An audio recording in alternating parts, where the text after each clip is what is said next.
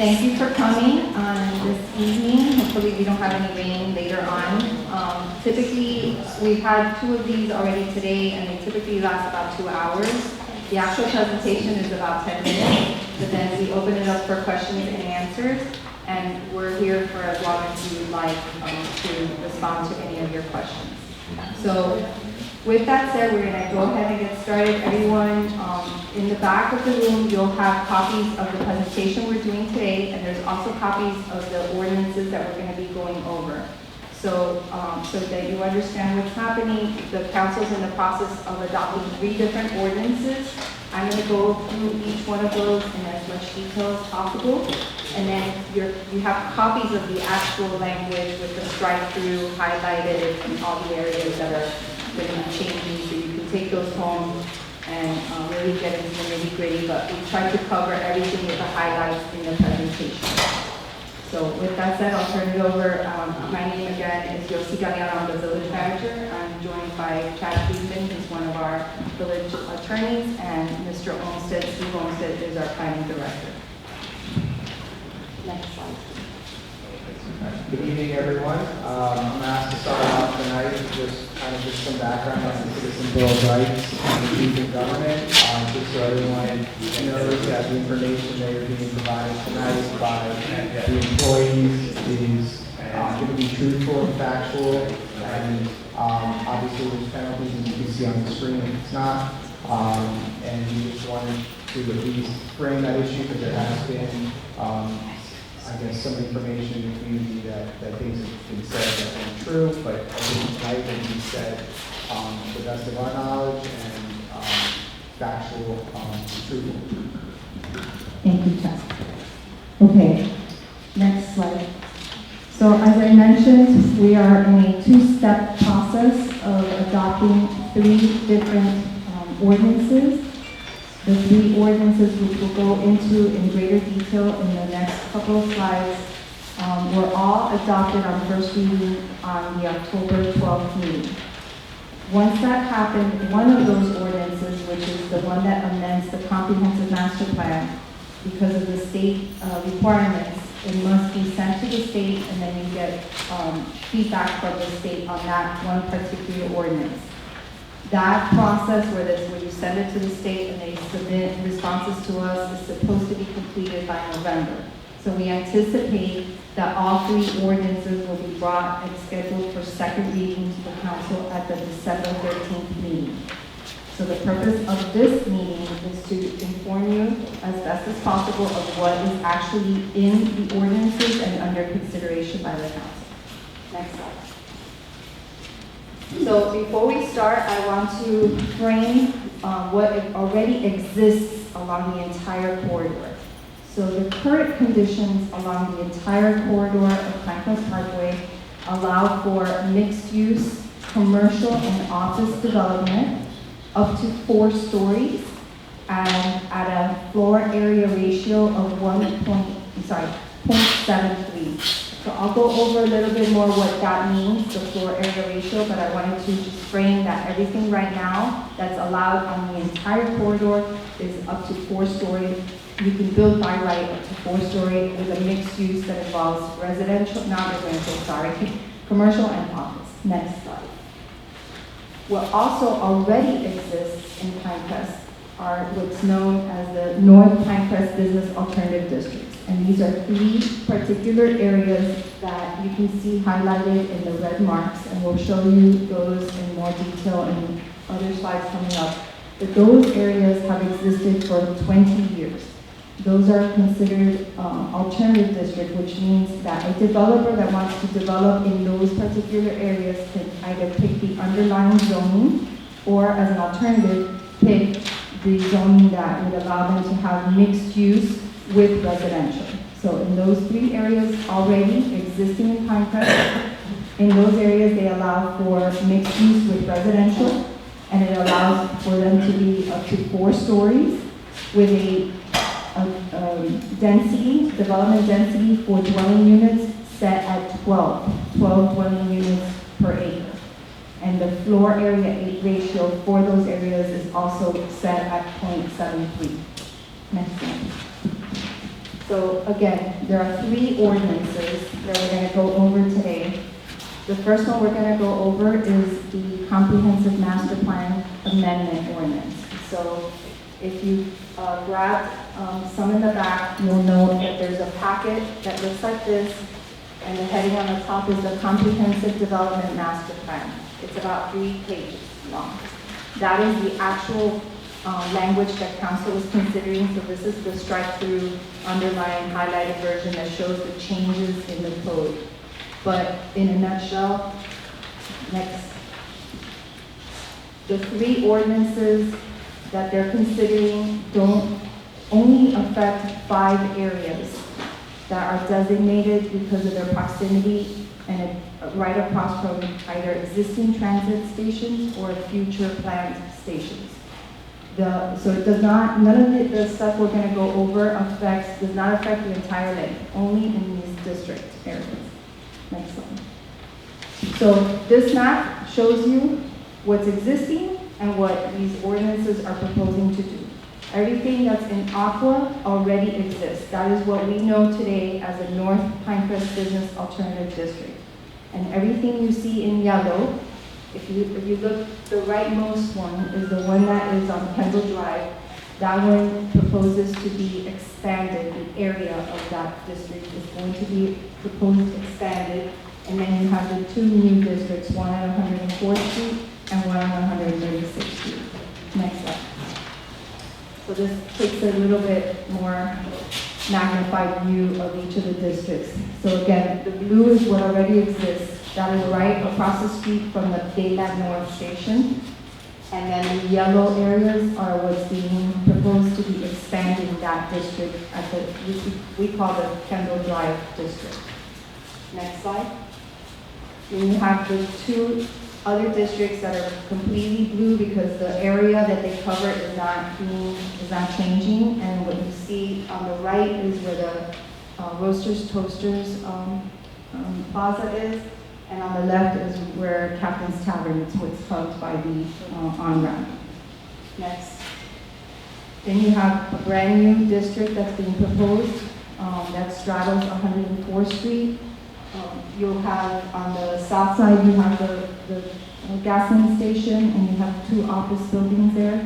And then on the north side of 104th, you have the gasoline station, you have some areas that already have office spaces, and then you have the plaza that has the Anthony's co-fire. Next slide. And then you have the proposed new district that will be on 136th Street. And that district covers the area that has the Home Depot site, the Publix site, the Macy's property, Baptist Medical Health, where the Guadalajara is, and the old BB&T bank property. So it goes from 136th Street all the way to Sunnyland Park. Next. So I'm going to go over each of the ordinances and what each ordinance does. The Comprehensive Master Plan Ordinance is the one that has to be sent to the state to receive feedback from the state. That ordinance basically amends our Bible. Our Comprehensive Master Plan is what we consider, it's our growth management document. That is what will inform future development in the village. And so the Comprehensive Master Plan amendments, anything that we propose must go to the state. They provide feedback, and then the village will review that and make changes accordingly, or if not, if they don't come back with any comments, we'll move forward with the language as proposed. So, as you can see, there's 1, 2, 3, 4, 5 things that ordinance is doing. Number 1, it's taking the existing name of these alternative districts and dropping the word north. So it's basically going from the North Pinecrest Business Alternative District to calling it in our code just the Pinecrest Business Alternative District. Then it creates permits conditionally mixed uses, including residential. So what that means is if any developer that would want to develop taking advantage of the alternative district approach to development on a property would have to go through a conditional permit through the council, which requires a public hearing. So they would come in with a proposal, and that council would consider that through a public hearing process. The other thing that the comprehensive master plan amendment does is it codifies the expansion of the Kendall Drive district, the way we showed it earlier. It codifies the new districts on 104th and 136th Street. And then the meat of it is really when it's establishing the density from a dwelling unit perspective. So you're going from the existing density in the existing districts, which is 12 units an acre. This would be increasing that density to 35 dwelling units an acre.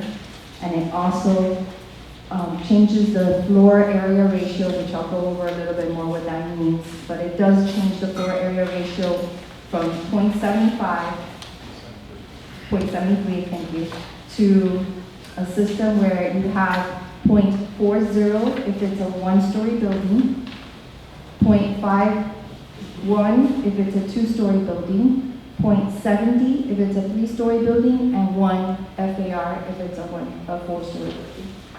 And that is the 5 things that the comprehensive master plan amendment does. Next slide. So what it doesn't do is permit anything higher than 4 stories. It's creating a ceiling of 4 stories at 51 feet. It does not allow high-rises, it does not allow hotels, and it does not allow any residential road access from the residential side. So all ingress and egress to the property, when it's developed, is encouraged to come from the US1 corridor.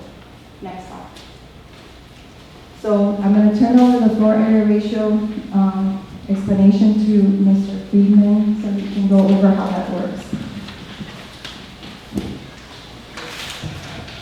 So as Yossi said, one of the changes is to increase the floor area ratio from 0.73 at the max for these 5, currently for the 2 areas, or 3 areas, and then up to 1.00, so 1.0 FAR for each of the 5 areas that are on the map.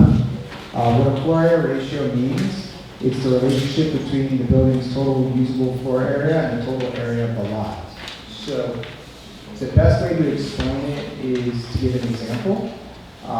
If you were to have an acre lot today, and you were allowed 0.73 FAR, that would allow you to have 31,798 square feet of development.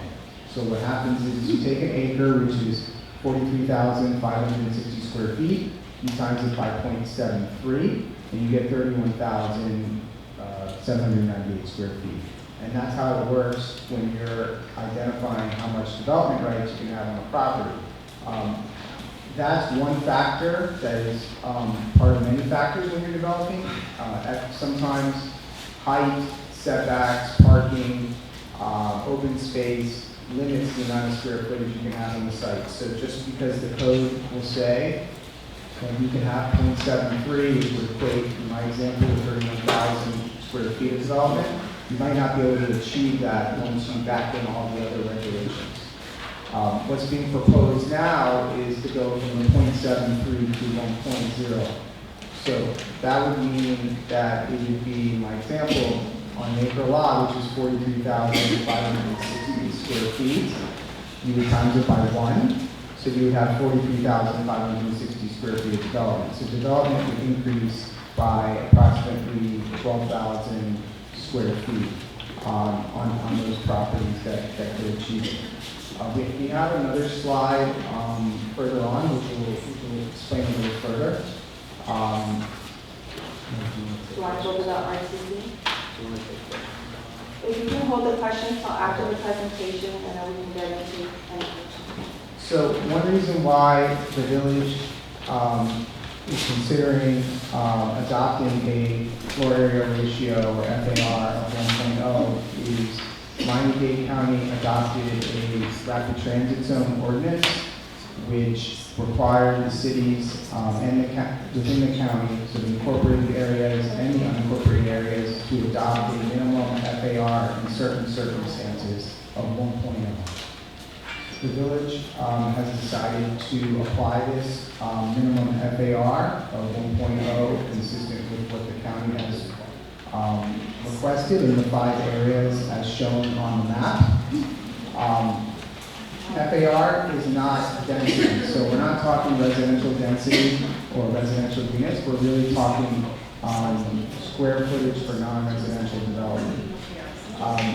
Part of the rapid transit zone requirement also was to protect the single-family home neighborhoods, and so as you can see in what's proposed, the single-family home neighborhoods are not being impacted by this change, and it only applies in these 5 specific areas.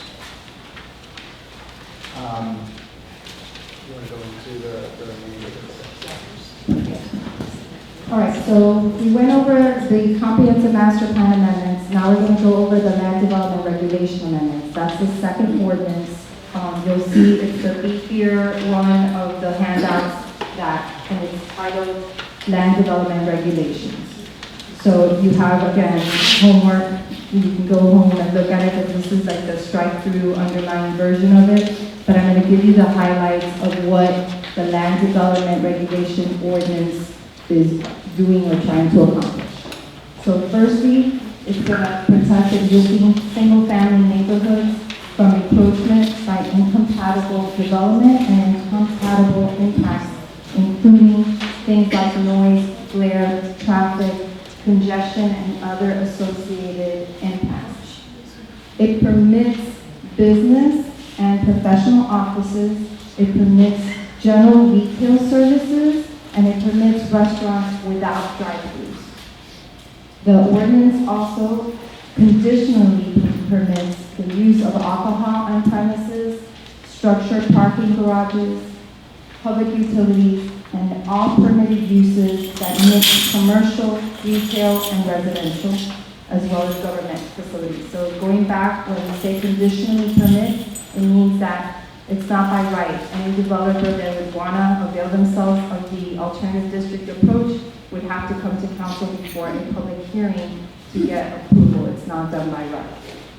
And it also requires, I mentioned earlier, development access for all ingress and egress from the property be off the Pinecrest Parkway unless the council determines and allows otherwise. Again, at a public meeting. Next slide.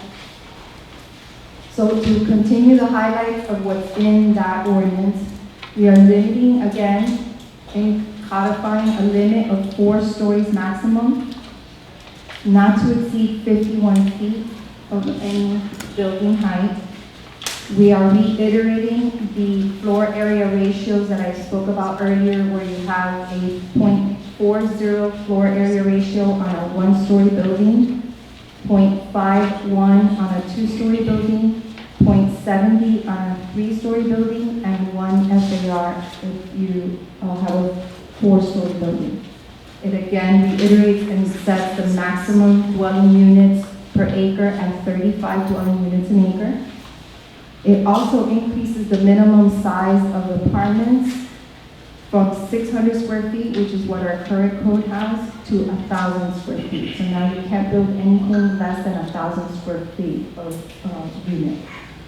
And then it establishes some architectural standards, open space standards, lighting standards, streetscape, vehicle orientation, the whole thing about ingress and egress. It establishes and lists all those standards out in more detail. This here shows you how these floor area ratios work on a property. So you see the first one on the left is 1 story. So if you had 1 story with the proposed FARs as they're written in the code, you would be able to build a 17,424 square foot building on 1 acre. If you wanted to build a 2-story building, you would be able to build a 22,216 square foot building, or, roughly 11,000 square feet each floor. A 3-story building, you would be able to have roughly a 30,500 square foot building, 10,000 roughly square feet per floor, and then you have a 4-story building. So as the buildings get taller, you're also getting more open space. It's just the way that the FARs work, and moves the buildings higher and allowing for more open space around the building. Next. So you might ask, what does 35 dwelling units look like? So here are 2 existing examples in the village of Pinecrest of properties that have, more than 35 and just shy of it by one at 34. So you have the Kendall Gables apartments off of Kendall Drive that have currently 49 dwelling units, an acre, and those are within a 2-story envelope. And then the one on the right is the Dayland Grove apartments. Those are a 34 unit, an acre, within a 4-story envelope. So that gives you an idea, if a developer were to come in 4 stories, that's what you would be roughly getting with a 35 unit per acre. Next slide. So one of the highlights of the LDRs of the current as they're being proposed is what we talk about is transitional zoning that provides for more protection for the people that live immediately abutting those properties. So right now, if you happen to own a house that abuts the commercial property to the west, a person, a developer, a property owner can come in and develop 4 stories of commercial mixed use with office. With this overlay or alternative district approach, if they wanted to avail themselves of having mixed use with residential, the residential would be pushed towards the residential areas. So you would be now abutting, if you live there, you would have residential abutting your residential. And that residential would have to be at a maximum of 2 stories, because we're doing a tiered approach. So now those people that live right behind commercial would have residential right behind them at 2-story maximum, and then they would have commercial. And that's kind of like a transition, it's called a transitional zoning approach. We also provided for, in the code, what they call opaque landscaping buffer, which is an additional layer of buffer between the residential and the commercial property, where they would have thick landscaping. At one point, there was talk by council of having like a service road back there. That was all removed. So right now, all the roads that would come into these new developments would be coming in off of US1, not through any residential roads. And then again, it sets a maximum building length of 165. Next slide. So this code, the land development regulation, again, if a developer wanted to avail themselves of the alternative, they would also have to build in some amenities into that development. Those amenities include new streets, new sidewalks, new bike paths, all within their development. Mature canopy trees, the canopy trees there's a minimum diameter of 18 inches to 20 inches for mature canopy trees. They would be able to have rooftop amenities or green roofs, sustainable design, colonnades on the ground floor, so we're promoting, a lot of those colonnade looks, public art, and then in the case where a developer wants to do structured garages, we would allow structured garages, either below grade or above grade, but that all these things, again, would have to go through a public hearing, because it's all based on a conditional approval of the council. Next. So there are 3 things that are in this ordinance that affect not just the 5 properties we talked about. Just in a general sense, we have the creation of a new board, architectural review board, that would be available to review any plans that would come to council for site plan. So along the entire corridor, now, if this were to pass, there would be an architectural review board that would look through these bigger projects, anything that would be of impact, that would require council approval of a site plan before it ever comes to that, it would go through this architectural review board. And then there are two definitions that are being changed in this code. One is the definition of building coverage. They are now going to be allowing the 600 square foot trellis to be excluded from the concept of building coverage. And also a change in the holiday definition to include Juneteenth.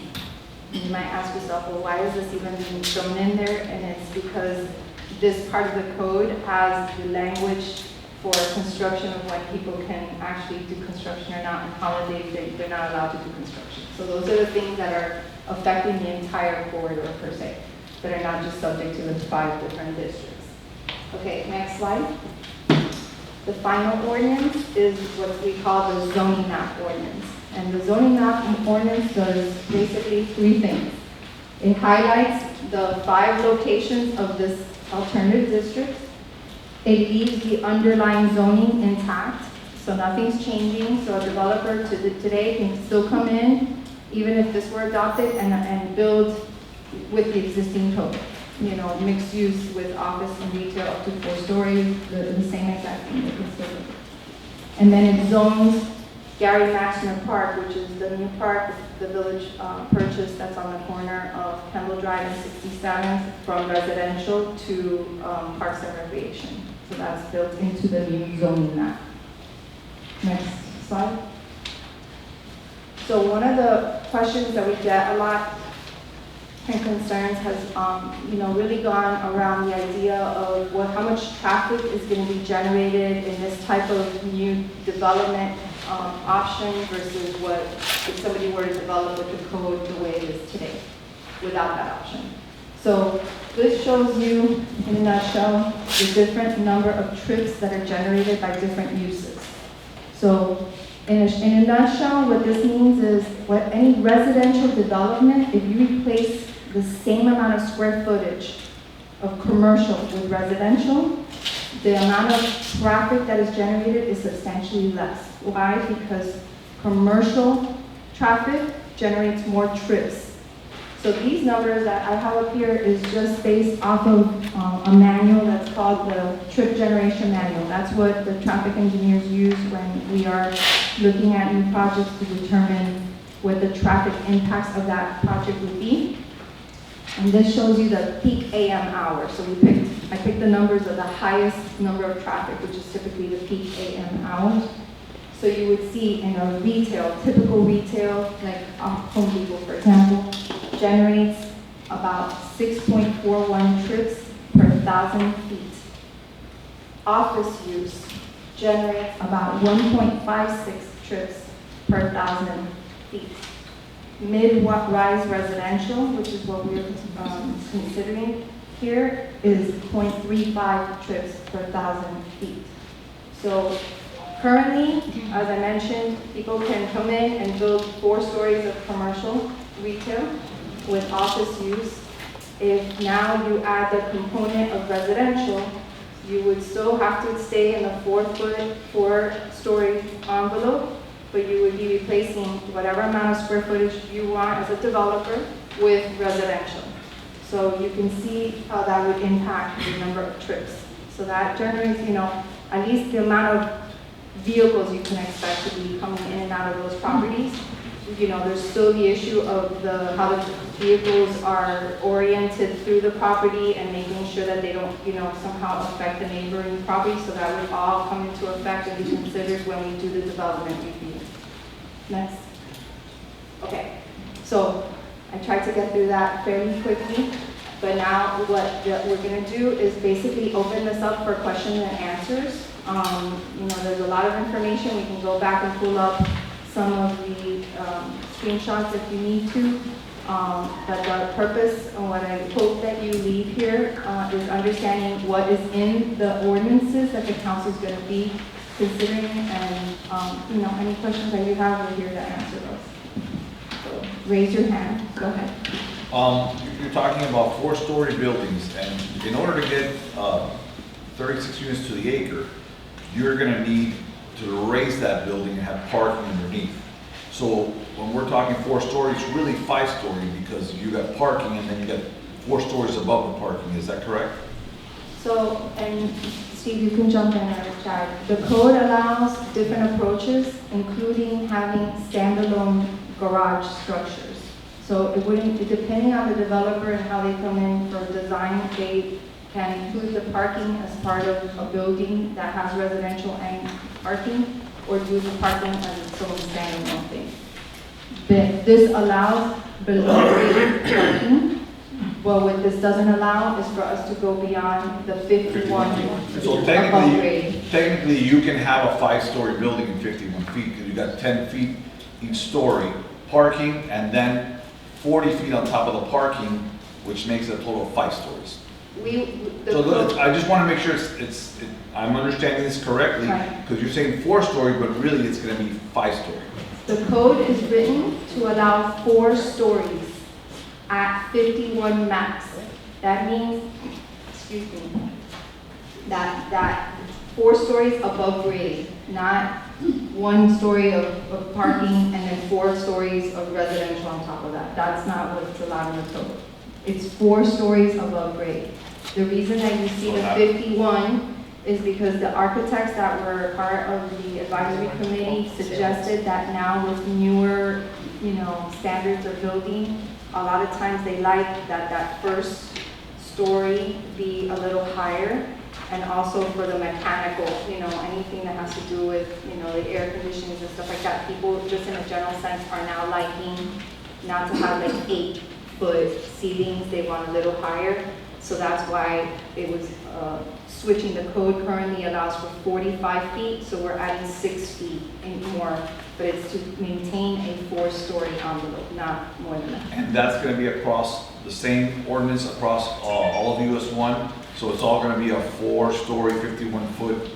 It is currently only 4 stories at 45. What we are considering now is only in these 5 locations where it will go up to 51, but also maintaining it within a 4-story envelope.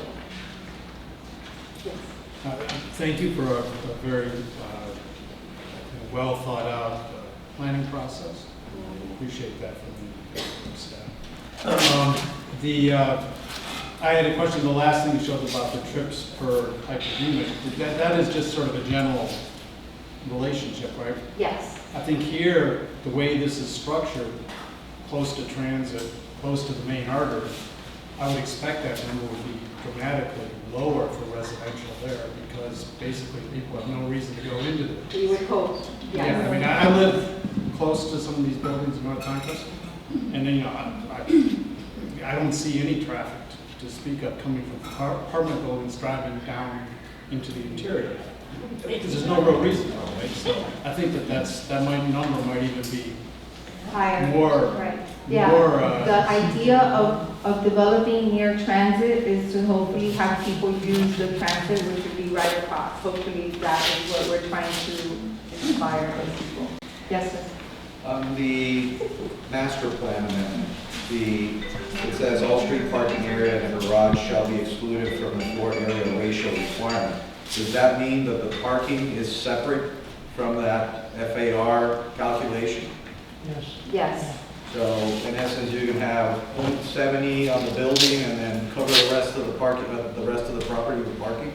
No, you have to have a minimum of 25% open space is required to be provided. Okay. So, So 25% open space, 70% building, where's the parking? Plus the setback also.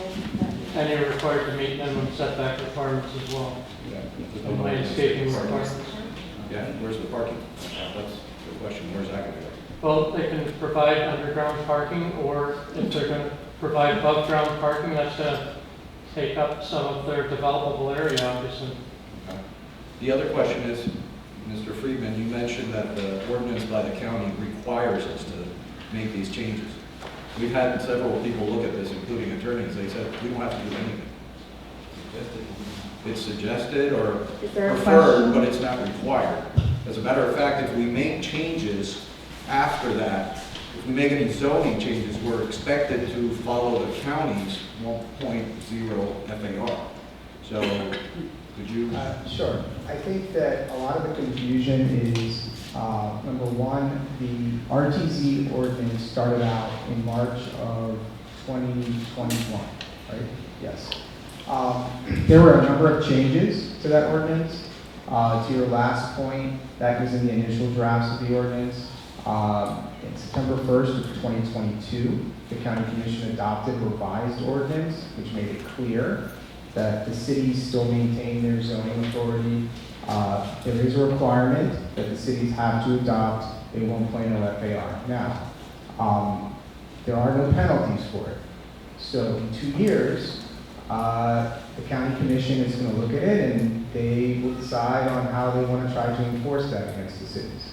But at this point, there's no penalty if the cities don't adopt a 1.0 FAR, but it is written as a mandate for cities to do. So it's a threat by the county, in essence. You do it, or we're going to do it for you in 2 years? I wouldn't characterize it as a threat. I think that it is the county trying to exert their own rule authority over the cities. And I think that the county started this in the late 70s, early 80s. They adopted the rapid transit zone then. They have maintained zoning authority over the transit stations. That's why you see what's happening as you head north on US1. This is an attempt to expand that authority. I think the cities pushed back rather hard. And I think the reason why you see no penalties at this point is I think the county's trying to see if the cities would go along without challenging them. So, How many condos or apartments are expected if we pass this change? that's outside of my lane. Do we have that number? So we're expecting that the proposed changes would allow for an additional 966 dwelling units.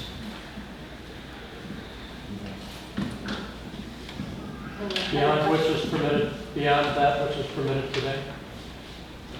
The 966 dwelling units, is that assuming that the entire floor area or the entire permitted area would be residential versus having some commercial? If it's commercial, mixed use, I expect the residential would be fewer. No, it's based on taking the available area and multiplying it by 25 units per acre, actually. Is the realistic number of units per acre we expect to develop. So that's, conservatively speaking, it's 960 dwelling units based on information that architects have shared with us. And the traffic studies that were done are assuming, what, 2 vehicles per household, or? It assumes, this projection assumes 2 persons per household. How many vehicles? Vehicles. Was a question. The number of vehicles, the parking standards for residential in this instance for mixed-use development are 1 car per unit. And the assumption, and the reason for that is we're expecting that some of the units will be vacant, approximately 6.5% vacancy rate, that some of the units are going to have fewer cars based on the fact that they're in close proximity to transit, and also based on the fact that the units are expected to be smaller, 1,000 square feet minimum, and that they're not necessarily going to be occupied by larger families similar to what you have in the estate districts of the village of Pinecrest. Could we just expand on that, on the land development changes that you made? So the parking required for those units is only 1.5 or 1? 1 unit per acre. So it's just 1 parking per unit? Correct. So where do the rest go? So where does everybody else go? Any other questions?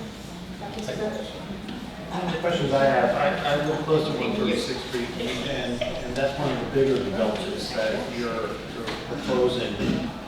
And one of your last things that you had on there was, does residential development generate more traffic? Are you going to try to restrict access to the residential only from US1, or are you going to allow it from 136th Street too? Because I can't see how that is not going to generate, especially during rush hour, a lot more traffic on 136th Street as well as on US 1. What the code and how the code reads is that ingress and egress from any development should be coming off from Pinecrest Parkway.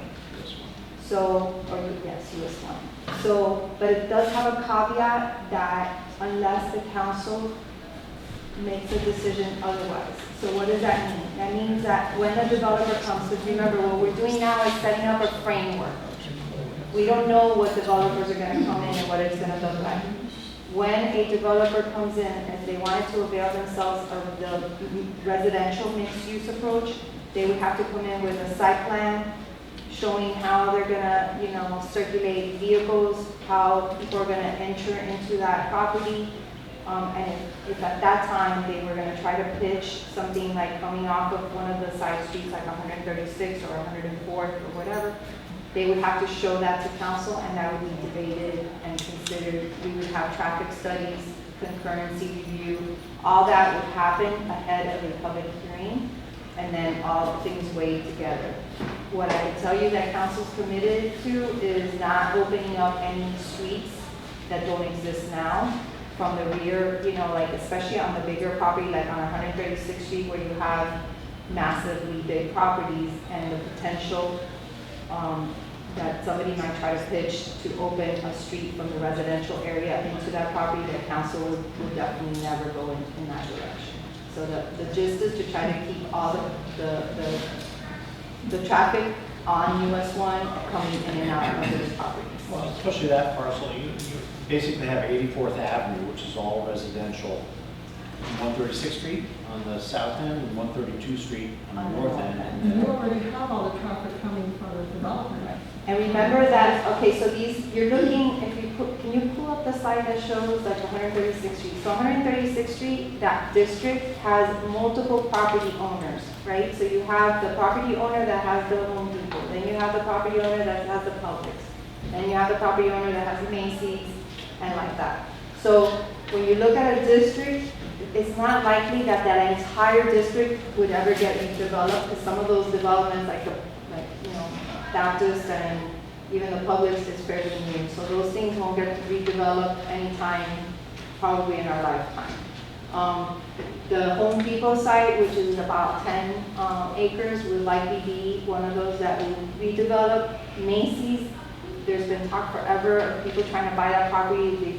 They're asking so much money, but the use of that property, I think, is primed for redevelopment at some point. And then the other ones obviously start getting smaller and smaller and smaller. So you likely would never see, because of the proximity to residential and just the size of the properties, and as you get towards the park, something that would go as high as 4-story. It was my understanding that these new code changes would require new development to be pushed farther towards the Parkway side, away from these residential streets. Right. Well, we talked about the transitional zoning. So what would happen is anything that would have a residential component to it, the residential part would be closer to the residence with a 2-story limit, and all the commercial or any commercial would be pushed further towards the US 1 border. That's how the layout is supposed to work. Yes. When I saw this map, it shows the other side, the west side of the US 1. No. We never had the layout of what is going to be done on the other side No. of US 1. What's being done on the other side is unincorporated Dade County. So we have nothing to do with Right, that. whenever there's gonna be, like if there's a development that comes in and the county notifies us of a development, we review the development, planning director reviews it and gives feedback to the county if they think that there's anything that they're promoting there that would have an impact on us, but otherwise we don't get involved. That's 125 units per acre on the other side of US 1. 120, yeah. 125 Yeah. units per acre, all the way down US 1, half a mile west of US 1. Thank you. Go ahead. Now, the second question was, you're describing what faces US 1, the 4 stories, Yes. the 51 feet. Yes. What happened behind that? So behind that, again, right now, by right, anyone can come in and build 4 stories commercial office right up to wherever the setback is. With this alternative district approach, if they wanted to try to bring in residential component, it requires that the residential component be closer to the residence. So it pushes residential against residential. So if you live next to, instead of having an alleyway where you can hear the trucks, now you have other homes. Whether it's townhomes or apartments, that's what's gonna be abutting your property at 2 stories. Because it's a tiered approach. So you have 2 stories in the rear, Yeah. and then it goes to 4 stories closer to US1 and the commercial to US1. In the whole area cannot be built higher than 51 feet, Correct, complete. complete, Because I thought it was like a Kendall across the mall, right. that you have like 7 feet, and then in the center you have this humongous tower. No. That will never, 4-story hard stop, nothing is gonna be more than 4 stories. from one side to the other, and ending on the residential on With 2, Correct. which what, 20 feet, 16 feet? I think 2-story in our code is what, 27? 24, 25 feet. Yeah. Okay, great. Another thing, you mentioned that all the loading will be done from the outside. On the inside of the property, so the way that the standards have is that the loading and unloading would be in the interior of the property so that it's away from the residents in the back. So Right they will now, build like little roads inside? internal, right? They I would have used- to figure it out when they do the development. They have to come in and figure out how they're gonna do the loading and unloading, but it's all meant to be in the interior of the development and not adjacent to the. I used to live in Collins Avenue, and it was a map, all those trucks and, you know. And another thing, are they planning to have like rental property and condominiums? That we don't know. Whatever the The owner, developer the wants property to do. owner is the one that decides when they come in with a development proposal. Some would do condominium approach, some may just be pure rental approach, but we don't have any control over that. One more question, and I will And shut then I'll up. take your call. Okay. I saw you. Starting from the north, there is a little triangle in red, and then there is another triangle by the waterway, by the canal. Okay, so what you Oh, see here, Yes, okay, so what you see with the hard black line and the red is the existing. What's there? What's there now, what's the existing alternative, this Pinecrest alternative district. What this is proposing to do is expand the area to the areas that now have, yeah, show me the slide that has the blue and yellow. There, one more, there. So the blue is what's existing today. That already allows residential mixed use in that area. That's the red triangle. That's the Yeah, right. red triangle. okay. And then the yellow is what is being expanded. So some of those areas, by the way, I want to just mention, have underlying zoning that allows up to 50 units an acre. So if they were to come in and build by right, they can build in some of those areas up to 50 units an acre by right. But if they want to avail themselves of the mixed use where they mix residential and commercial, they would have to accept the lower density at 35. So I'm sorry, the blue and the dotted line, Uh-huh. that's 88th Street. 88th Street is right here.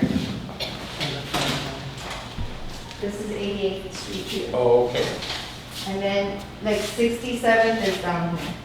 okay. So though they can come in, destroy that, and build whatever they feel like, as it is now. As it is now, they can come in the blue and do 4 stories residential mixed use. That's the red. That's The the red. blue is the red And then here. the yellow is what we're proposing to expand. But then there is a little extension touching the canal. And in here it shows like it's yellow. Here it's yellow, Yes. right, the red up here. You're talking this little here? Yeah, This here? that one, yeah. This here is the same as this property here. That's a all-road dealership. Yeah, Yeah. that's what it is. Yeah. What is it? It's an auto dealership. The auto. That is no dealership. longer there. It used to be a Mitsubishi dealership, and now it's going to be a Volvo dealership owned by Bauman Chevrolet. Right. So that's already being developed, so that would obviously not happen anytime soon. So a lot of these things, you're creating the underlying districts, but it doesn't necessarily mean that they're gonna be developed immediately. In fact, all the areas that are blue, that already have existed for 20 years and we haven't seen any redevelopment in those areas. So it's not to say that anything's gonna come running to be redeveloped. I can tell you that the property with the Home Depot, there's been talk for 20 years of them wanting to redevelop that, but we haven't seen anything.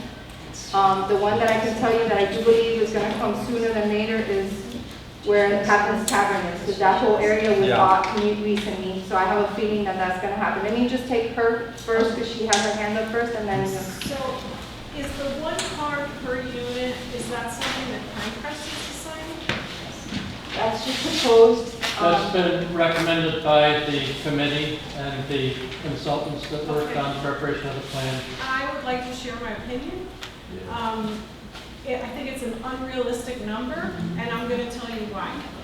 My husband and I own an apartment in Naples, Florida. Small, 2 buildings, which is actually currently down to the studs because we got flooded 3 feet. 12 units. We have 20 spaces.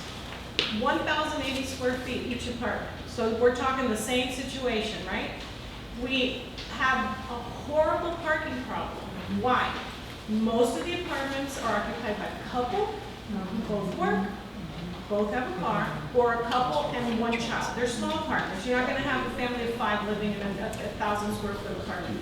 But if we have an issue with 12 apartments with 20 spaces, when you have 900 apartments with 900 spaces, where are all the other cars going to go? That's going to be a nightmare, and it's going to be a huge problem. I mean, my situation is very small scale versus what you're talking about, but I think it's so unrealistic. This is Florida, everybody has a car, and I know the pipe dream is that everybody's gonna use mass transit. It's not gonna happen for decades, because we here in Florida are used to having cars, and then you get on the metro and you go to point A, and then from there, how do you get to where you're going? So we can revisit that. We've had similar comments at a prior session. Yeah. And staff behind the scenes, we've already talked about potentially coming back and recommending more. I will say that a lot of the stuff in our code also encourages what they call shared use parking. And because this would involve shared use with commercial, that depending on what uses are in the space, the developer may say, you know, we don't need as many parking spaces because this use closes at a certain time, and now you have the ability of the parking. So those are all considerations, but I think you make a valid point. So that means that then the residents can't find parking when there's people shopping or people eating dinner. Right, we obviously want to avoid It just seems that. very unrealistic, and it sounds to me with 900, and with 12 units, it's a nightmare sometimes. 900 would be a mega nightmare. Remember that when we say the 900, it means if everything were to be I redeveloped immediately. understand, So but hopefully it's but baby the steps. possibility is there because you're opening it up. Right. Maria? Yeah, also, I have several friends that live in downtown Dayland, and they all have 1 apartment per unit. Also, I have an aunt, one parking. I'm sorry, one That's one okay. parking space per unit. Also, my aunt lives on Brickell in a 3-bedroom apartment, and they have 1 space. And is per- parking a problem? Not really. I mean, they also have some parking garages that are nearby, and I But think. there's no parking garage Okay. here. Well, Folks, I don't know exactly what's going, yeah, but. we'll take it into advisement. I Yeah. appreciate the comment, and, you know, I just want to make sure that we just keep it to questions and answers, because then, again, we're not the public officials, we're not the decision makers, so we'll take your feedback and then take that to the council.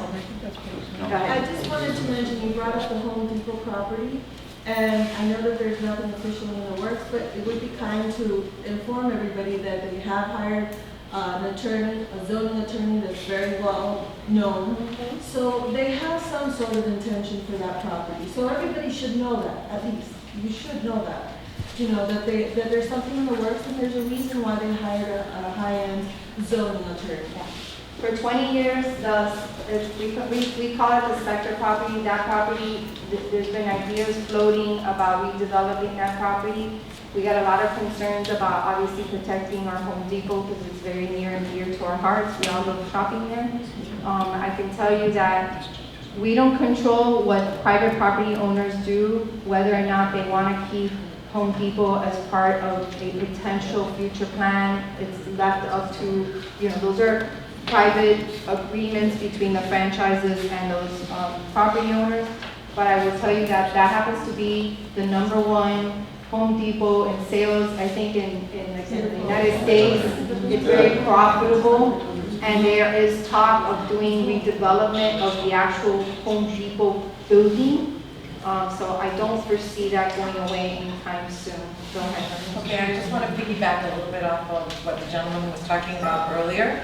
And it's really just for clarity on the boundaries, because this is kind of small. And then, but first I'd like to ask, if currently they're allowed to build up to 4 stories abutting to the setback. Correct. Now, will that be true with the new proposed code? If somebody decides that they don't want to do residential, would they be allowed to build 4 stories next to a residential with what you're proposing, with the new proposal?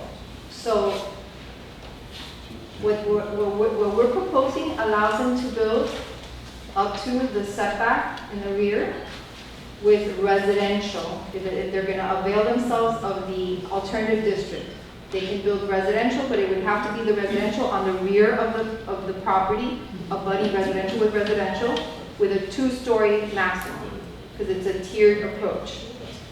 If they didn't avail themselves of the alternative district, they would be able to build up to the setback 4 stories of commercial office, which is kind of like our municipal center. We have a, whatever, it's a 3-story building, 3-story building. But imagine a 4-story building right up against residential with whatever setback is allowed. Now, that's by right, they can do that. Did I answer your question? Yeah, I just want to make sure that I'm clear on it. That's what the proposed. The proposed gives a developer the alternative to have residential mixed use. But if they don't take the alternative, Then they can build all commercial and office mixed use up to 4 stories right up to the setback. so are there any protections? There's landscaping buffers, but not to the extent of what the alternative district. The alternative district beefed up a lot of that buffer area in the stuff. Yeah, I think that would be something to continue to discuss, that if a developer decides that they don't want to take that alternative approach and build residential so that you have that buffer, that there be some further setback so that the Commercial residential, for commercial, so that it's not, because then that leaves that little gray area, Yes. right? Yes, I agree. Sir, you had a question? Yeah, thank you. 2 things first off. I think, the 2 elephants in the room, one of which has been addressed briefly, and the other one should probably be addressed more thoroughly. Anybody who thinks that Home Depot didn't spend a whole bunch of money to have their attorney show up at that meeting, that wasn't a shot across the bow, I've got a bridge for sale in the Everglades for you. Anybody who thinks MetroFail is working and is going to work, and the whole RTC plan that Metro-Dade County is working with, and I've been dealing with that for years, going back to the Prime Cutler Ridge Tourette's and all of that stuff down there, them doing the Metro Rail supposedly behind my property down in Cutler Ridge and so on. I've been dealing with that for decades. Anybody who thinks Metro Rail is ever going anywhere, again, I have another bridge for sale. So here we are kowtowing to the county. We're going to do 1.0 FBR because we're afraid that somewhere 2 years down the road, they may say, oh, Dad, Pinecrest, and do something to us. They're not gonna. It's not gonna happen. I have a couple of questions. Sorry about the editorial there. It's okay. The 4 stories, 51 foot on commercial, you have 5 proposed alternative business districts. However, those business districts do not cover our entire business area. Correct. How does that affect, say, Sunnyland? Well, It's full not Sunnyland. affected whatsoever. So Sunnyland maintains their existing zoning, underlying zoning, and they can build up to 4 stories commercial with office mixed use. That's why I was referring to the boundaries, so that there was Okay. clarity on Right, the. so again, The only thing these three ordinances are doing is affecting 5 very distinct areas, which are the ones we talked about. Otherwise, everything stays exactly the same. In between, all those other areas stay exactly the That same. can't be changed with a variance? Anything can come to a variance before the council, and they would consider it in a public hearing. Whether the code reads what X, Y, Z, anything, any property owner, you as a private property owner and your single-family home want to build something that is not in exact compliance with the existing code, you can ask and come before the But they council would for a not be able variance. to obtain a variance to allow mixed-use development. of Right. experience and- They would not be able to do a use variance. It would just be on something like height or something like that. And what's the code on those properties that are not affected by? So everything you see, the zoning map is what you see here. And then Yeah. you see all those the little legends that's Yeah. on the left. Every single one of those things is a zoning designation on a property. So depending on what your property is zoned is how you can develop. I mentioned there's some that are RU4, for example. Those RU4 district areas can be developed at 50 units an acre. Go ahead. I'm sorry, I didn't mean to. It wasn't done. I I'm still going. apologize. I'm sort of still on a roll. I'm sorry. That's okay, that's fine. LDR, it's better to kind of have a nice, friendly, peaceful conversation on. And I'm the only one that's leaving to a basketball game in a minute. The rooftop amenity deck with landscaping / green roof, Right. that's technically a 5th floor. I don't care what you want to call it. You can call it an amenity deck. You're going to have a gym. You're going to have shade up there and trellises and everything else. I mean, that's essentially a 5th floor. So that right there, I kind of have a real problem with. Because that's going to get abused like we've never seen. And last but not least, the only other question, the actual question I have, so we have this nice little chart here. Does residential development generate more traffic? No. Except that nowhere in here do I see mixed use. I see retail, office, residential. So if you have a combination of, let's say, retail and residential, you've got 1,340 trips and 73 trips combined at that stage. You have 1,400 and some odd trips. No, the way I would interpret it, for example, if you use the existing code, which lets you build commercial / office mixed use, right? Existing code. Let's say that you take 100,000 square foot building and 70,000 of that is retail and 30,000 is office. You would have whatever amount of trips that generates. If you have mixed use with residential, you would take part of that percentage and make it residential. The minute you take it out of the, shelf that says retail or shelf that says office, and you're using whatever square footage of that amount that you're going to convert into residential, because of the fact that residential generates less trips, you are automatically, apples to apples comparison, would be lowering the amount, maximum trip generation. I understand you're lowering the amount, but there still should be a figure in here for mixed-use development. You can't you can't have one or the other when your whole thing is being written around mixed use. You're It just pushing depends on, mixed use because here. every development can have a different percentage of uses. And so you would have to make that evaluation when a developer comes in with an actual concept. Then you can do like a traffic study that says, okay, what this guy is saying they want to do there, it's going to generate X amount of trips, because now you know exactly what the percentage makeup of that mixed-use development is going to be. So until you actually know, because somebody might come in and say, I want to develop 50% office, 25%, residential, 25% retail. And that is going to generate X amount of trips. But if the same amount of square footage you develop with 75% retail, 20% residential, and 5% office, the amount of trips that's going to generate is completely different. Okay. I'm going to take you and then... I want to say that from what I originally heard, a while back, this is a much better proposal on the development. I do have one, I agree with the gentleman back here, parking is going to be an issue. For sure, I own apartment buildings, and trust me, we have to go by Dade County it's 1.75 for a 3-bedroom, 1.5 for a 2, and we go by that, we have a little bit more, and they're parking everywhere. So that is an issue, so you might want to reconsider a little bit of more parking, especially if you have mixed use, you're need even more parking. So parking structures might be a necessity, I think. Okay, thank you. Thank you. Couple of questions, just around the parking, just, I thought of a question for that.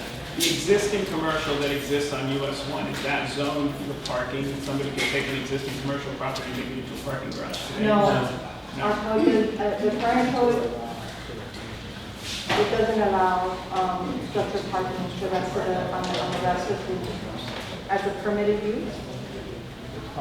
Check it, we're gonna check that, to Okay. make sure we get the right answer. When we're talking about traffic, that manual here, when it says retail 6.41, I assume that's an average of across Yes, it's an all- average, this is a So when you national have- manual. So when you have the busiest Home Depot in America, it's probably More than this. way north of 6.41 trips per thousand, but the mid-rise would be the mid-rise. Last question. You also, this doesn't take into account proximity to transit, which has a lower rate, plus with the mixed use, you have an internalization of trips also.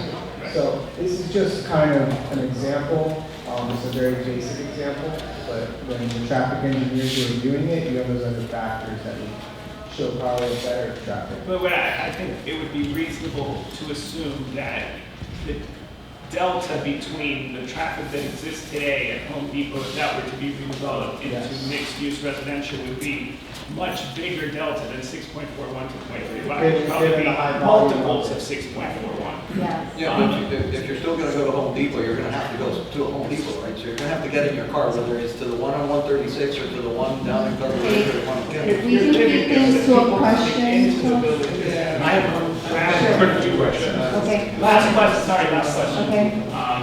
When you're talking about the 5 districts, it's really just the 3 that are the changes, right? And The other two stay the same, but remember, now they're going from having 12 units an acre to 35 units an acre. But at the same time, in 1 year, you already, those are the ones you're already talking about. The brown areas are already above. Correct, yes. In those areas, you have 50 units an acre, but if they were developed as an alternative, they would actually, in that area, be decreasing their density. Okay. If they I- chose that option. I live close to my neighbor here, and that density, which would be higher than what's proposed here, really does not cause any traffic. Right, you know, well, like I showed you disruption the in examples our of the one that's 49 dwelling units, we see it already in Pinecrest, you and then Mr. Gilbert.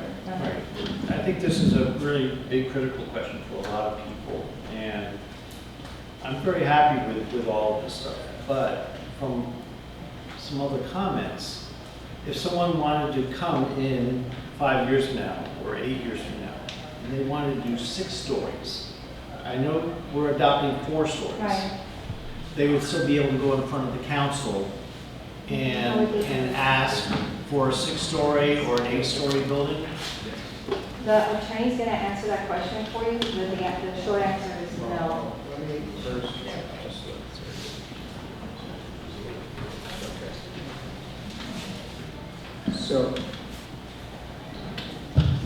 So they would have to change the comprehensive plan first. So the comp plan provides for a 4-story maximum. You can't vary the comp plan. That's your constitution. So they would have to come in, they would have to change the comp plan and change the zoning. So I think by the village putting the height in the comprehensive plan, it's providing an additional level of protection, and if they just left it in the zoning code by itself. Because comprehensive master plans are harder to amend. Well, and cannot be varied. You can't issue variances on anything that's in the comprehensive Only master plan. within the zoning code. Right, so someone, They would have again, 8 to years from change the now, comp someone plan. wouldn't be able to go in front of the council and have the council Not as a change variance. it. I mean, they could change it, but they would have to propose, it'd have to be an ordinance, it'd have to go to the state, it would be not just one reading of the variance. Which also, our variance criteria in the village is very difficult to meet. I mean, we have a hardship criteria, so they would have to prove that that criteria can be met also. I think it's only fair to say that a lot of the conversation over the year and a half has been that the council changes zoning and does tweaks all the time. So if we were to look on the records of Tallahassee, the comp plan is changed.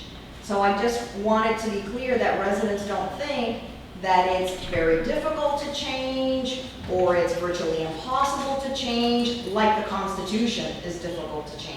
No. So wait, just. I'm sorry, I this is a question and answer Wait, session. That's not a question. That's not a question.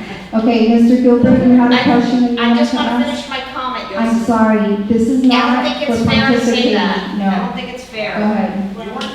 Mr. This is to Gilbert. provide feedback. it's a- Now, you're being disruptive. Mr. Gilbert, if you could ask a question. The three ordinances that we're talking about here, I understand it's clear what's in them. I want to talk about the underlying document which takes us to these three ordinances, which is the so-called vision plan. The way the vision plan was explained to us numerous times by elected officials, by the mayor in particular, at the meeting that we had at the planning board recently. The way they explained it, and none of the elected officials had the time to come today to talk to us and to further clarify this. But the way they explained it is that the vision plan is the roadmap for the next 10 years, which is why we update it every 10 years. No. And Well, they explain it that way, go ahead. that's what they said. Right. But that the vision plan kind of sets out the guidelines, and then we take from the vision plan and we update our zoning code, we update our comp plan, and we do things like that. Now that we have these three ordinances, which have received a lot of feedback from the residents, the vision plan received a tremendous amount of feedback, not all of which was adhered to or listened to or taken into consideration. The vision plan remains with 6 stories, 1.5 FAR, hotels, and a number of other things that most residents don't want to see. Right.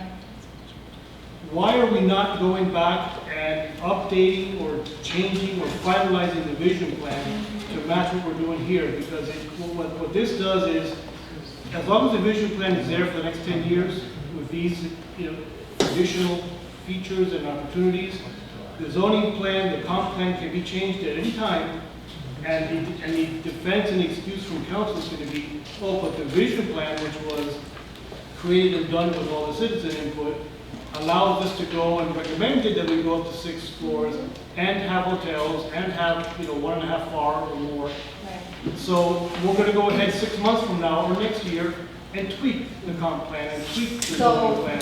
The vision So plan. but just to finish my thought, if the council is so adamant that they've listened and this is what they're going to do and these are the 3 ordinances, why are they not willing to make that a little bit more permanent by going to the vision plan and making those changes from the vision plan now at the same time?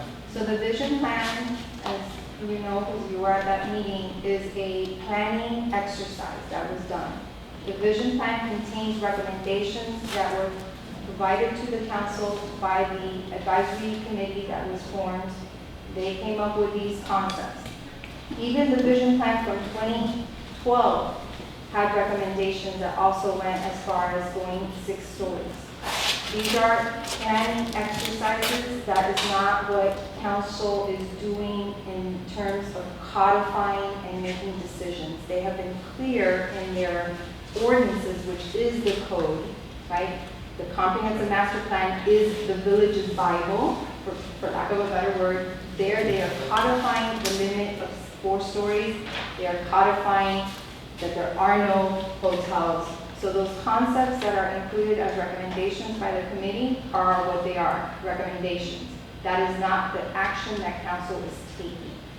So they serve to inform the process, but they can have, it's a planning document, but they're not, it's not the comprehensive plan, which is Bible. Right, but when they want to change the comp plan a year from now, they're going to look towards the vision plan and say, hey, the community recommended 6 stories, the community recommended hotels last year. We didn't have a chance to do it, let's do it now. They But if we can take do it out of that the vision with plan- or without the comp plan, the vision plan. The council Agreed, at but any it would time be a in the little harder. future. It would be a little harder if it wasn't in the vision plan, because then you could also say, oh, but nobody wanted it, that's why it's not even in the vision. The record that is being sent to the state is clear in the sense that what we are presenting as a hard limit is the 4 stories. So I understand there's confusion and why the vision plan still has this language. That vision plan from 2012 had language that provided recommendations to go as high as 6 stories. That doesn't mean it's gonna actually happen. The vision plans provide for a lot of recommendations, some of which get implemented, some will never be implemented. And I understand your point, but we're kind of past that because the vision plan's already been adopted and it's already been accepted. So we're past that. We're moving on to, actually doing the code changes and the way the council's instructed staff to do it. Yes, but the comment we had is if the council really feels strongly about what they're saying, they will also go back and change the vision. Yeah, again, anything that you feel, you should share this with your elected officials, provide them their input. You have one here, although he's only here with us for one more day, and then he's 4 more hours. Yes. So, can I just take her first? To his point, They can't do it. yeah, to Ben's point, Can I just take her comment? Let him finish his comment, then I have several questions for you. sorry, to Ben's point, if you said since 2012, they had up to 6 stories on the vision plan, Right. they were trying to push down 8 to 10 at one point in time in the last couple of months. There was discussion by one council member The that No, pushed the for mayor, that. the mayor, Council at Yes. no point did any draft made by the village staff have that language in it. And again, I preface this all by saying that we are bound by truth in government, so what I am telling you can cost me my job. So irrespective of what people can say, those are the facts. Ma'am, can I ask you for your question? Yeah, I have several questions. You're talking a lot about the corridor, but the vision plan all includes a half a mile in beyond that, which includes a lot of residences, correct? No. That's on the other side. I think that what you might be Half a thinking mile of is the county's RTZ ordinance Okay. some time ago was looking at zoning that would go in as far as half a mile. Correct. What's That was happening with that? changed. The county approved an RTZ ordinance, but in the latest version which they approved, it protects all single-family and multi-family zoned areas, so two-family zoned areas. So it doesn't go beyond the limits in our code, in our area of what's zoned commercial today. So none of the residential areas are affected by anything. Okay, so within the corridor then, in multi-use, what's being done to accommodate additional water, sewers, police? So Schools, where are these people gonna go? So the way that And the- traffic, because Yeah. I live on a busy street and it's already near impossible. Right. So the way that it happens, and this would be across the entire length of the corridor. Anytime a developer comes in and says, okay, I own this property, I want to redevelop the property, whether you're gonna put, commercial, retail, office, or mixed use, whatever it is, they come in with a plan. That development plan is reviewed. Now with this code, it's gonna require an additional layer of review with an architectural review board. But before that happens, let's suppose that doesn't happen, irrespective of that, they come in, they go through a review of that plan. That review is called a concurrency review, and you can jump in because you're the expert on this. But basically, there's in the comprehensive master plan that the village has, there are levels of services that must be met. You have police, park level services, water, Where are they gonna put those, school, is my all these question. things. So those developments are reviewed against those service level requirements, thresholds. If they don't meet any of those thresholds, that developer has to either mitigate for that or that development is denied. It's called What is concurrency mitigate? review. What do you mean by mitigate? If Palmetto's at full capacity and you've got a high school right there, where are they gonna put the rest of the So schools? what happens is, under the school concurrency system, when a developer to come in and develop and there's a residential component, the site plan is sent over to the school district. The school district then issues what they call school concurrency determination, where they'll look at not just Palmetto High School, but they'll look at all of the feeder schools from elementary, middle, and high school. If there's a deficiency, then they'll look at the adjacent schools, just the schools in the area too. If there's still a deficiency, then the developer has to pay their fair share to create additional capacity for the new students that will be there. What does that mean? It means building a classroom or building a classroom. I can tell you based on our preliminary analysis, though, there is adequate capacity Yeah. to accommodate an additional 1,800 residents. Okay, but in that, terms you of water haven't and talked sewer. about the traffic that creates inland, not just on US1 and the Right. only entrance. They're gonna come through the neighborhoods. Right. So the schools now, our schools tend to be, under-enrolled, so a lot of, with the school choice, you have people that are choosing to come to Pinecrest schools from all over the county at this point. So you're seeing people coming, it's not necessarily village residents that are going to our schools, the majority of our kids are actually coming from other areas already and coming into this area. So obviously, if there were a development coming in, those kids would have priority to fill those seats. I'm gonna take his and Wait, I then have one yours. more question. Sure. So I've spoken with a lot of people that are not in favor of all of this happening in our community, that we came here because we like the scale of it and we like the green space and we don't want more building. When there's a petition, I understand that we're supposed to be able to vote on this, when is that vote going to happen in relation to, you've already passed the first reading, there needs to be some point for us all to allow, hear our voices. I know you've had a lot of meetings, I've been at a bunch of them, but it doesn't appear you're hearing our voices. So when do we get to vote on this so that that can be registered before you do your second reading? Yeah, this issue will likely be concluded before what your petition that you're referring to, because that ballot, I don't think is being put on for an election till probably March. So this will go to first, second. How is that going to do anybody any good? This is going to go to second hearing either in December or January, more likely than not in December. Why are you not waiting till after we have a chance to voice our opinion? Well, I would just say, I won't answer that, but just for context, the petition you're referring to would not stop the comprehensive plan amendments from being adopted. That's outside the scope of it, nor would it stop the rezoning ordinance. So out of the 3 ordinances tonight, the only one is the land development regulation one. Is the what?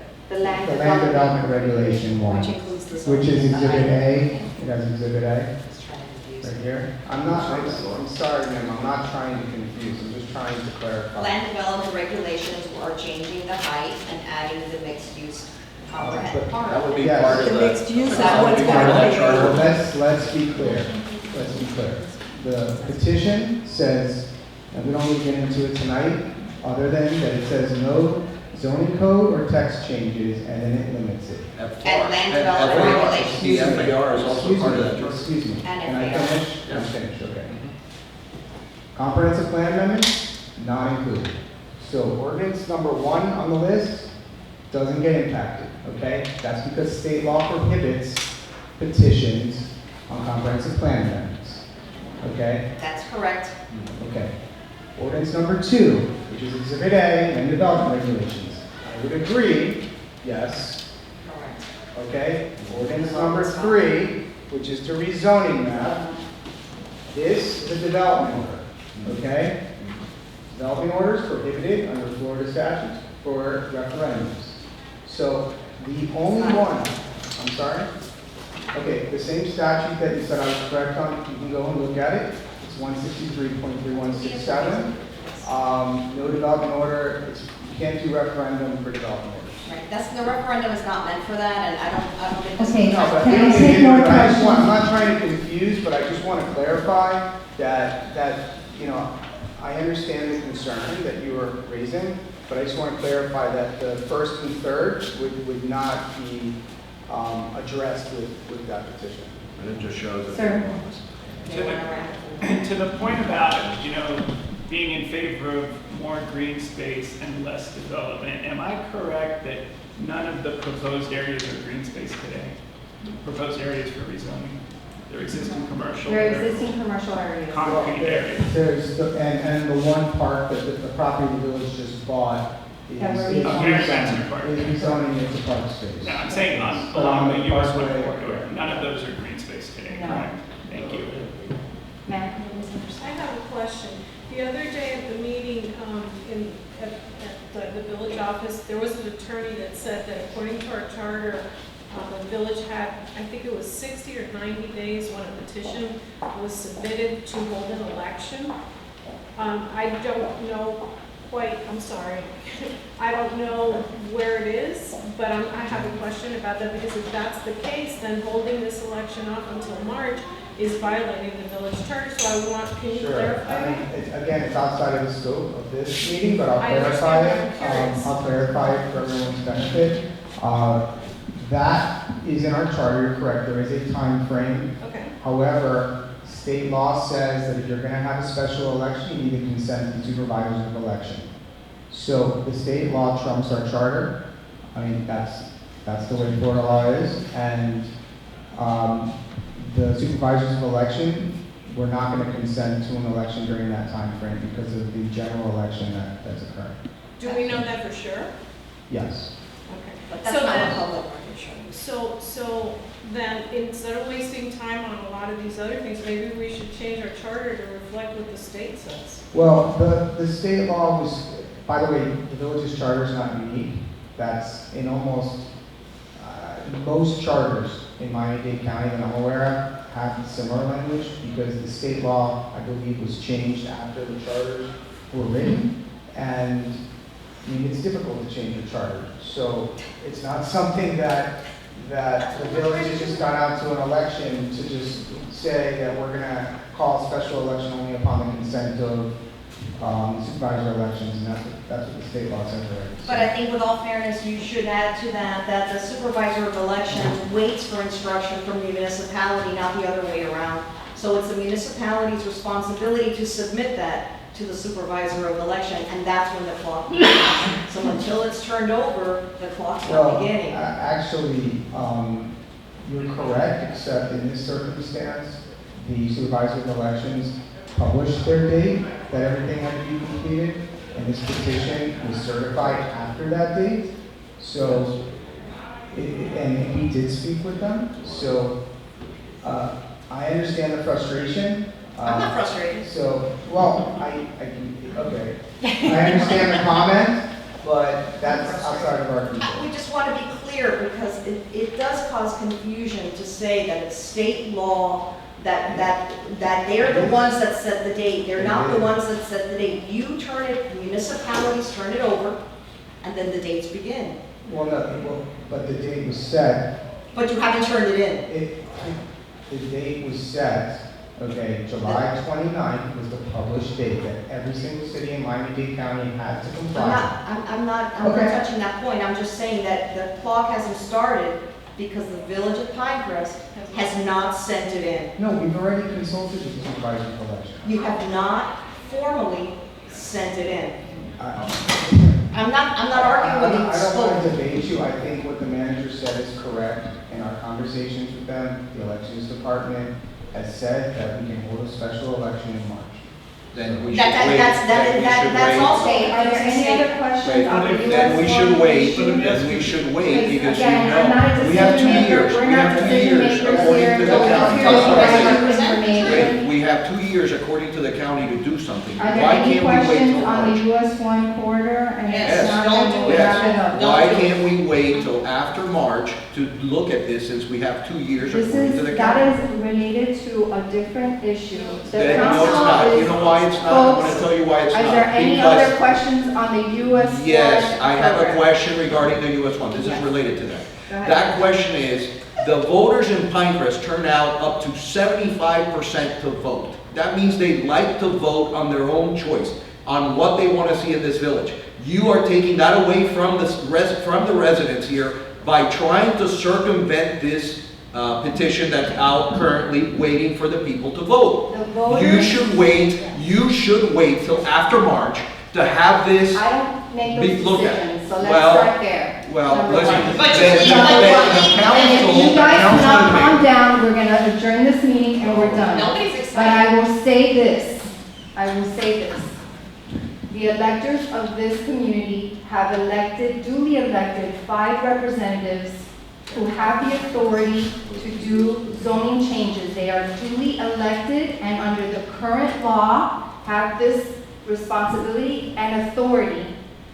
So when and if the law changes to a different system, then we'll follow that system. But until such time they are duly elected And they govern by the instructed by the elected, consent of the the governed. folks that And they've here- lost the consent of the governed. Again, But if I'm gonna end we're it just talking here. about practical things. I'm gonna end it here. We're not here to The make practical thing decisions is that on when why we hear council someone's is moving opposition, forward with the and we things have that they 2 are years, authorized They to should do say, by let's wait and see law. what the people want to do.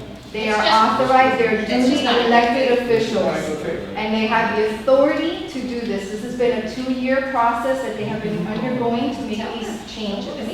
Ma'am, last question, and then I'm gonna wrap it up. I'm happy that the vision plan reflects the 4 stories. There's a lot of sentiment of what the public in Pinecrest wanted, the limitation of the 4 stories. Okay, it raised it to 51 feet. I get it. Everybody likes the taller ceilings now. I think that there's still maybe some additional protections that we can put into place prior to the final second reading. But I think overall, you heard other people here say the same thing. I think overall, the 4 stories, and it's off to a good start. I think that we just need some additional protections. I urge everyone to go through the language that's in the actual ordinances. If you have ideas of what those kinds of things might be, go ahead and communicate that to the elected officials. Again, we believe that this will be coming for second reading at the December 13th meeting. If not at the December 13th meeting, it'll be at the second Tuesday of January. And we're gonna conclude the questions there. Just one. Your last question, okay? Okay, my question goes back a little bit to the beginning. Uh-huh. What is the county's objective with the 1.0 FAR?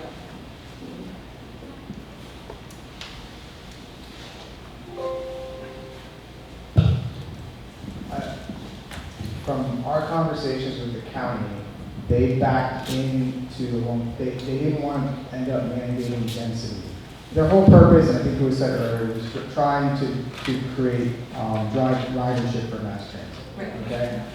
They, after discussions with the cities, came into significant headwinds. The cities all fought back on that. They dropped the density. They settled on the FAR, thinking that people will develop, people will come to the area, and hopefully that will drive ridership. I mean, I don't really, my personal belief. If it's a semi-commercial spot, I don't see how that would really, yes, it'll give additional dwellings here, that's true, if it's built that way. But I just don't understand why we went ahead with the 1.0 FAR without really understanding what the objective would be in the end. And also, I also start to wonder, we're only doing this in the business district, but is this gonna eventually open us up to lawsuits for discrimination of other people along the parkway? Because why does my neighbor get to build, at 1.0 and I have to build at 0.73?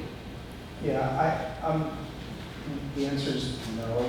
I mean, I don't think so at all. That happened, that's like saying, I mean, look at our map. We have BU1, we have BU2, we have BU1A. So everyone's properties are zoned differently, and this is how these are zoned. Now, can a property owner petition the village to change it? Yes. I'm sorry, the one thing is buying into a property that is zoned a certain way, but we're changing it. Yes. So why is my neighbor getting a change and I am not? A change that might benefit them, and why am I not getting it? So are you advocating for more? No, I'm just saying why are we changing? No, I hear what you're saying, but these are legislative policy decisions that are being made at the comprehensive plan level by the council, and it's within their discretion. Understood. There's also a rational basis because I of was the about to transit, say right? that, aside from the rational basis, I was about to say on 2 points. One is that it's the proximity to transit, and 2 is that under the legislative standard, if reasonable people can differ, like you might disagree with that, the village wins in that example, because the village council believes that that's the right thing to do. So when it's a policy decision, it's a policy decision that's being made. I'd just like to understand the reasoning behind it, because it's not really building the ridership. I do believe that it's setting a precedent or a step one to ease their way into something else. Yeah, I think that the reasoning, as the gentleman said, and I agree, was the proximity to the transit stations and the future stations. That's why these areas were Which, selected. again, would mean that what they really want is more density for ridership. So this is like they're a not- mini step in the direction that they want to push us into. That's kind of what I see. But it's mandated residential. It is mandating residential. No, it's an alternative. No, it's She was mandating clear. residential. The No, county is mandating residential. No, she was clear about It's not mandating residential. It's not mandated. Yes. Not in the village of But we Pinecrest. already have commercial, so you guys are mandating residential. Well, No, it's an It's an alternative. alternative zoning district. You were Why doing open it up? Why are you opening it up? Okay. Because it would benefit. Thank you, if folks, have for coming out. We the don't want it. transition If you have any lingering questions, feel free We to don't write want me. it. We don't want it. Thank you. Thank you, Jody.